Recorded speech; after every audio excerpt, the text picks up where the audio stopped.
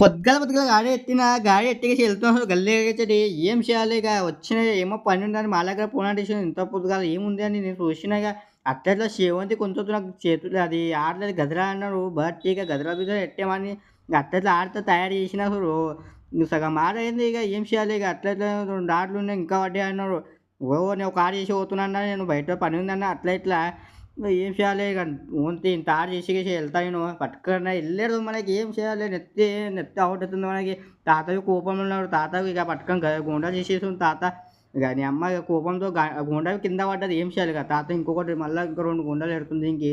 మనం వెళ్తున్నాం రూ. 50 చూసుకొని జర పని ఉందని చాపి తాగాలనుకుంటే నీ అమ్మ ఓన్లీ ఇక గాడితో పంక్చర్ చేసిన నీ అమ్మ ఇక గాడిగా వచ్చిన ఏం పంక్చర్ లేదు దీనికి చూసిన మాల్ బీల్ ఎడుకొని లోపట మాల్ ఎత్తికేసి ఏం చేయాలి ఇక అట్లెట్లా ఓనర్‌లేలా మళ్ళా గాడిగా వచ్చిన మా దోస్తగాళ్ళు వచ్చిర్రురా.